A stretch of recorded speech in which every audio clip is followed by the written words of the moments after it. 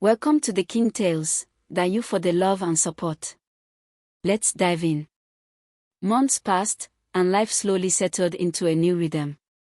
The mansion, once filled with tension and hidden danger, now carried laughter and warmth. The triplets grew stronger each day, their tiny hands reaching for their father whenever he walked into the room. Odogu found himself coming home earlier, sitting on the floor in his expensive suits, letting them climb over him without caring about status or wealth. But peace did not erase memory. At night, when the house was quiet and the children were asleep, his mind would sometimes return to that morning, the spilled coffee, the sand-absorbing death, the strange girl with fearless eyes. He had investigators search every street nearby. No one knew her. No CCTV footage clearly showed her arrival or departure.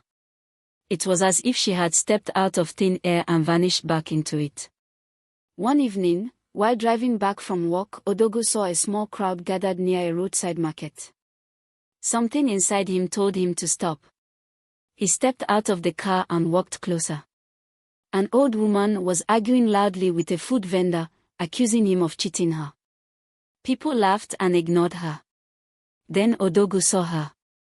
Not the homeless girl, but a child who looked almost exactly like her. Same steady eyes.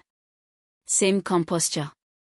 The girl stood quietly beside the old woman, watching the world as if she understood more than she should at her age. Their eyes met. A strange recognition passed between them. The child did not smile. She simply tilted her head slightly and said, "Be careful who you trust." The exact same words. Before he could speak, the old woman pulled the girl away and disappeared into the moving crowd. Odogu stood there, heart racing. Was it coincidence? A message. A warning that danger never truly sleeps. The next morning, news reached him that an executive within one of his companies had been secretly leaking confidential information to competitors. The betrayal was uncovered just in time, preventing massive financial loss. Again, someone close. Again, a warning echoing in his mind. Odogu began to understand something deeper. Wealth attracts loyalty, but it also attracts envy. Power brings influence, but it also invites attack. He strengthened security around his businesses, not just physical security, but internal accountability. Trust would no longer be blind. It would be tested. Yet despite all precautions, he did not allow fear to rule him. He invested more into community projects, built shelters, funded schools, and quietly created a foundation to support homeless children. He never said it publicly, but in his heart, it was his way of honoring the girl who had saved him. One late night, as rain tapped softly against the windows, Odogu stepped onto his balcony. The city lights stretched endlessly before him. "You saved me," he whispered into the darkness. A sudden breeze brushed past him, gentle but firm. For a brief second, he felt the same calm certainty he had felt that morning. Some encounters are not accidents. Some warnings are not ordinary. And sometimes, destiny sends a stranger for just one moment. To change everything. Years rolled forward, but Odogu never became careless again. Success returned in greater waves than before. His companies expanded beyond borders, contracts multiplied, and his name carried even more weight in powerful rooms. Yet with every achievement came a quiet reminder in his heart: survival is not luck, it is awareness. The foundation he created for homeless children began to grow. What started as a simple shelter became a network of schools, vocational centers, and safe homes across several cities. Reporters praised his generosity, calling it redemption after personal tragedy. But Odogu knew the truth: it was gratitude. One afternoon, during a visit to one of the shelters, he noticed something unusual. A new intake file lay on the director's desk. No guardian. No clear background. The child had been found near the coastal highway, the same area where the mysterious girl first appeared. "Where is she?" Odogu asked calmly. The director pointed toward the courtyard.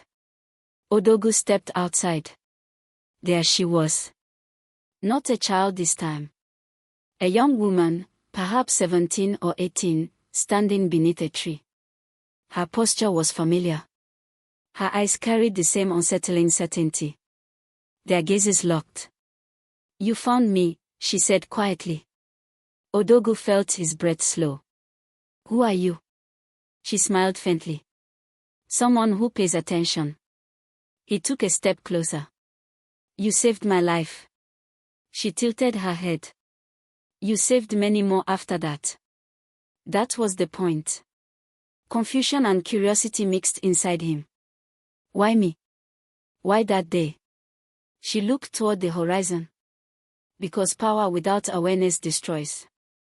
And you were about to be destroyed. Silence stretched between them. "Who sent you?" he asked again. This time, she met his eyes fully. Sometimes warnings don't come from people. They come from moments. You were ready to listen. Before he could ask more, a staff member called his name from behind. It lasted only a second, but when he turned back, she was already walking away toward the gate. "Wait," he called. She paused but did not turn around. "Are you in danger?" he asked. She finally glanced over her shoulder. "Not anymore." Then she left. Security reported later that no identification records existed under the name she had provided. The address was false. It was as if she had entered and exited reality at will. But this time, Odogu did not chase. Instead, he stood beneath the tree where she had been and understood something profound. Some people are not meant to stay in your life.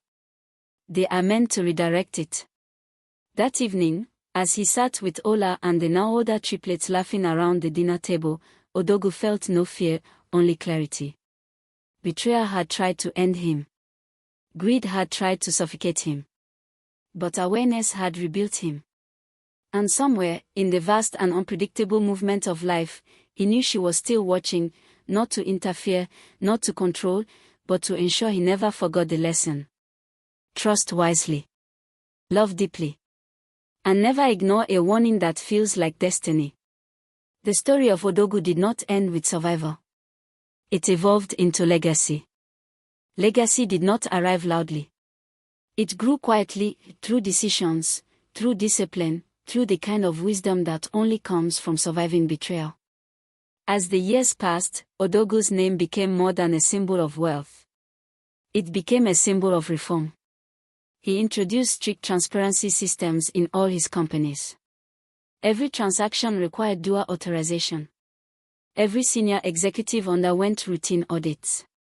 Loyalty was no longer assumed, it was verified. Some people called him paranoid. He called it experience. The triplets grew into curious, intelligent teenagers. They often asked about the scar on his wrist, the small mark left from the night Amanda had tried to end his life. He never told them the full darkness of that story. Instead, he would say, "It reminds me to choose carefully." But fate was not done testing him. One rainy afternoon, an anonymous envelope arrived at his office. No sender's name. No fingerprints. Inside was a single photograph. It was the homeless girl, standing beside a black SUV. And next to her, an unfamiliar man in a tailored suit. On the back of the photograph were 3 words. "You miss one." Odogu's jaw tightened. Missed one. His mind immediately scanned the past. Amanda was imprisoned. The doctor had been convicted. The executive who leaked company secrets had been exposed. Who remained? That evening, he reviewed old case files. Old financial records. Old messages. Then he found it, a series of offshore transfers approved years ago under Amanda's emergency authority. Small amounts at first. Then larger. The recipient's name, A. Karim Holdings. He had overlooked it during the chaos. And now someone wanted him to notice. The next morning, Odogu quietly instructed his private security chief to investigate A. Karim Holdings. The results came back within days. The company was a shell. And its director, Amir Karim, had once been Amanda's legal advisor. The same lawyer who handled her hospital documentation. The same lawyer who prepared her will. The same lawyer who knew exactly how much Odogu was worth. Suddenly the pieces aligned. Amanda had been angry. But someone else had been strategic. Odogu leaned back in his chair, eyes narrowing. The poison may have been emotional revenge. But the financial structure around it. That was calculated. He realized something chilling: Amanda might have been manipulated as well. Used as the emotional weapon. If she succeeded, Amir would control her assets. If she failed, she would take the fall alone. A mastermind does not always get his hands dirty. That night, Odogu stood on his balcony again, the city glittering beneath him. "You won't finish warning me," he murmured. The breeze moved softly, as if in agreement. This was no longer about jealousy. It was about control. And Odogu understood the rules now. He would not rush. He would not confront blindly. He would gather evidence. Quietly. Patiently. If there was another enemy in the shadows, he would bring him into the light. Because once before, death had waited in a cup. This time, it was hiding in paperwork. And Odogu had learned something powerful. The most dangerous poison is not always the one you drink. Sometimes, it is the one you sign. Odogu did not confront Amir Karim immediately. He understood now that men who operate in shadows depend on impatience. So he did the opposite. He became quieter than ever. He ordered a discreet forensic audit across every subsidiary company. Old transactions were reopened. Archived emails were restored. Legal agreements from 5 years back were re-examined line by line. He even requested prison visitation logs for Amanda. What he found disturbed him. Amir had visited Amanda 3 times before her trial. Not as her lawyer. As a family consultant. Odogu's suspicion deepened. Meanwhile, Amir Karim continued appearing publicly as a respected legal strategist, clean reputation, charitable donations, political connections. A man polished enough to stand beside governors and investors without raising suspicion. But Odogu knew something important now: predators rarely look like monsters. They look professional. One evening, Odogu arranged a private business dinner and sent Amir a formal invitation under the guise of restructuring offshore assets. Amir accepted immediately. Confidence. That was good. The dinner took place in a private room at a high-end restaurant overlooking the ocean. The waves outside were calm, almost mocking the storm beneath the conversation. Amir arrived smiling. "Mr. Odogu, it's been too long." Odogu returned the smile, controlled and measured. Indeed. They discussed business first: tax optimization, expansion plans, international contracts. Amir spoke smoothly, like a man accustomed to controlling outcomes. Then Odogu leaned back. "Tell me," he said casually, "do you believe loyalty still exists in business?" Amir chuckled. "Loyalty exists where interests align." A dangerous answer. Odogu nodded slowly. "And what happens when interests shift?" Amir's eyes sharpened for a split second before softening again. "Then people adapt." Silence settled between them.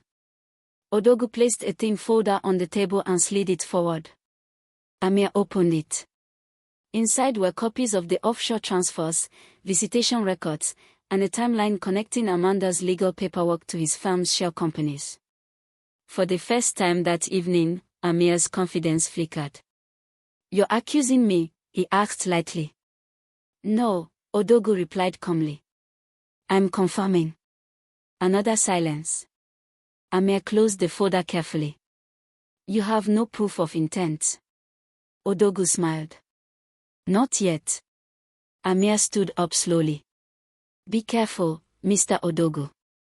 Accusations can create unnecessary enemies. Odogu's voice lowered. I already survived one attempt on my life. I don't fear enemies anymore. Amir left without another word.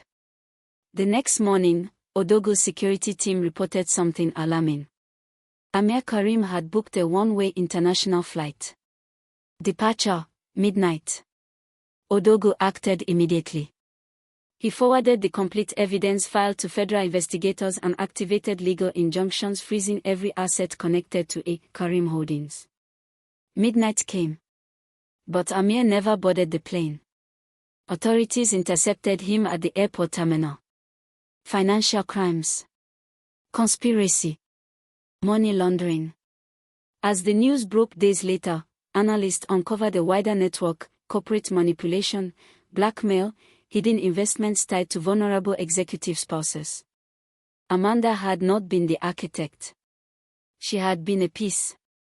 The public reaction was explosive. Odogu remained silent. No interviews. No statements. He had learned something vital. Victory is loud for spectators, but quiet for survivors.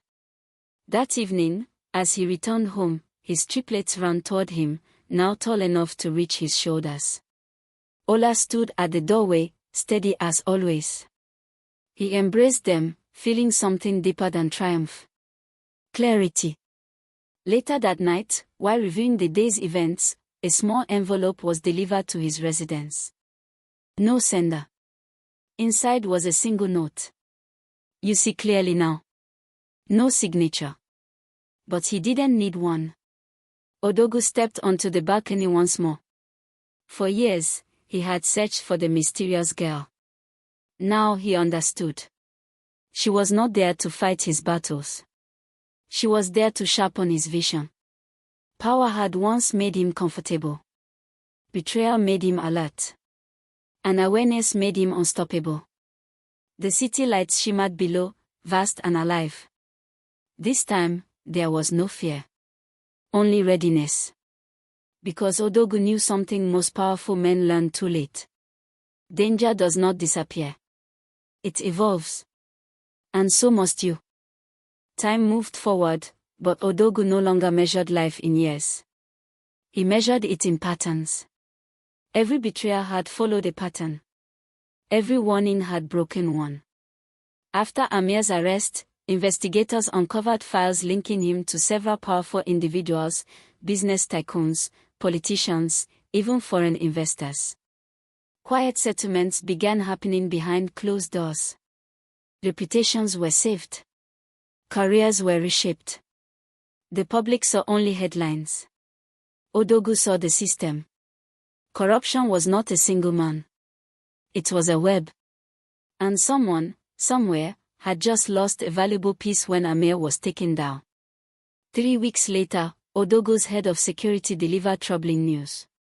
We intercepted unusual surveillance around the foundation headquarters, the man said. Not random. Structured. Odogu did not react outwardly. But inside, something clicked. The foundation. Not his companies. Not his mansion. The foundation. The place connected to her. That evening, Odogu drove there alone. No convoy. No announcements. Just him. The building lights were dim. Most staff had gone home. He walked through the hallway slowly, absorbing the silence. Children's drawings decorated the walls, bright colors, innocent dreams. At the far end of the corridor, he saw someone standing by the window. A familiar posture. You shouldn't be here alone, the young woman said without turning around. Odogu stopped a few feet behind her. You always appear when something shifts, he replied calmly. She turned this time. Her expression was not mystical. Not dramatic. Just aware. They are watching you, she said. Who? She hesitated. The ones who funded Amir. A quiet chill moved through him. I thought he was the head, Odogu said. She shook her head slightly. He was ambitious, not powerful. Silence stretched between them again. Why tell me? Odogo asked. Because this time it's not about money, she replied. It's about influence. He studied her carefully. And you know this how? A faint smile touched her lips. I listen. Odogo stepped closer. You always disappear before I can ask the right questions. And you always survive before you need answers, she replied. For a moment, something unspoken passed between them, not romance, not mystery, but recognition. Two minds operating in different ways toward the same goal. Leave the foundation out of it, she said firmly. That's where they'll try to hurt you. Before he could respond, headlights flashed through the windows. Black SUVs. Not police. Not his security. She moved instantly. Do not react emotionally, she whispered. React strategically. Then she walked calmly toward the back exit. By the time Odogo reached the door, she was gone. Outside, 3 vehicles parked slowly in front of the building. Men in expensive suits stepped out, not aggressive, not loud. Corporate. Calculated. One of them approached with a polite smile. Mr. Odogo. We represent interests concerned about your recent disruptions. Odogo's expression remained neutral. Disruptions, he asked. Arrest creates instability, the man replied smoothly. Instability affects markets. There it was. Not revenge. Control. They wanted him contained. Predictable. Compliant. And if I refuse to be contained? Odogo asked quietly. The man's smile didn't fade. Everyone has pressure points. Odogo understood the message clearly. They would not attack him directly. They would squeeze what he loved. But this time, he was not the man with a poison cup. He was the man who had learned the pattern. I will consider your concerns, he said calmly. The men nodded politely and returned to their vehicles. No threats shouted. No violence. Just a warning wrapped in diplomacy. As the SUVs drove away, Odogo remained standing outside the foundation. Influence. That was the real battlefield. He pulled out his phone and made 3 calls. One to a trusted journalist. One to a federal oversight contact. And one to expand the foundation's public transparency program. If they wanted quiet manipulation, he would answer with visibility. If they operated in shadows, he would flood the room with light. Late that night, back at his mansion, Odogo stood once again on his balcony. But this time, he wasn't reacting. He was preparing. Somewhere in the city, powerful men were adjusting their plans. And somewhere in the darkness, a watchful guardian moved unseen. Odogo exhaled slowly. The game had grown larger than betrayal. Larger than jealousy. Larger than survival. It was now about who controls the narrative. And Odogo had finally realized something crucial. The most dangerous enemy is not the one who hates you. It is the one who smiles while planning your silence. He did not fear them. He was evolving again. Weeks passed, and the city hummed with its usual chaos, unaware of the quiet war unfolding behind closed doors. Odogo's every move became calculated. Meetings were no longer just about business, they were reconnaissance. Every handshake, every smile, every nod was analyzed. He had learned that power could be measured not in wealth, but in information. The foundation flourished under his watchful eye. He increased surveillance, not to control the children, but to protect them from anyone who might exploit the organization's work. Odogo had learned that threats rarely came in the form of brute force. They came wrapped in legitimacy, legality, and influence. Late one evening, as he reviewed financial reports in his study, his phone buzzed.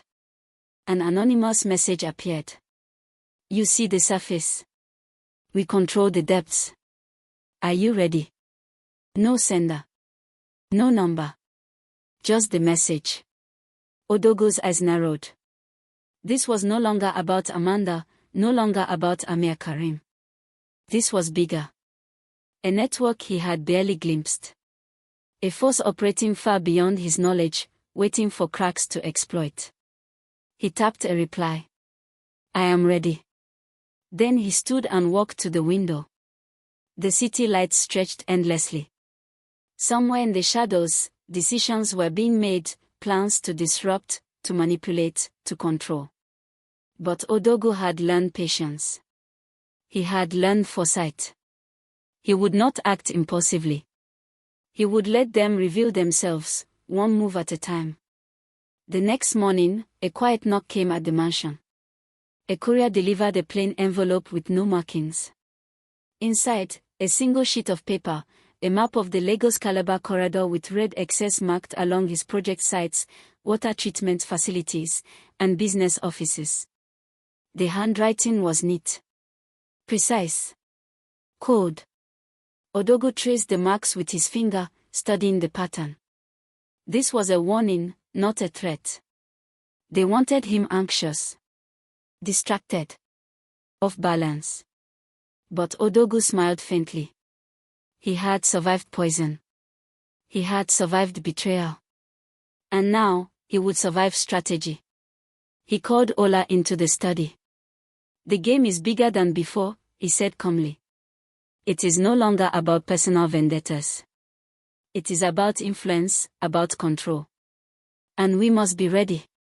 She nodded, understanding the weight behind his words. The triplets played in the background, oblivious to the forces moving against them, but Odogo knew that protecting them required more than walls and security. It required awareness, intelligence, and anticipation. That night, Odogo returned to his balcony, the city spread beneath him like a chessboard. Somewhere in the shadows, the girl who had once saved him, or perhaps another like her, was watching, guiding, warning. He could feel it in the wind, the same certainty that had once saved his life. This time, Odogo was not only surviving. He was preparing to dominate. Because in a world built on power, influence, and hidden agendas, survival was only the beginning. And Odogo had learned how to play the game better than anyone. The end, for now. The days that followed were a test of patience, strategy, and vigilance. Odogo treated every call, every email, every meeting as a potential threat. His staff noticed the change immediately. He was quieter, slower to anger, faster to notice inconsistencies. His mind was always 2 steps ahead, scanning the horizon for unseen predators. Late one night, while reviewing the Foundation surveillance footage, he noticed something unusual. A black SUV had parked near the facility repeatedly over the last week. Each time, the driver remained inside, scanning the building. No one had noticed the vehicle before. It was subtle, calculated, professional. Odogo leaned back, fingers stippled. "They are testing me," he murmured to himself. Measuring reactions. Looking for weaknesses. He didn't panic. He called his head of security. "I want a full tale on that vehicle.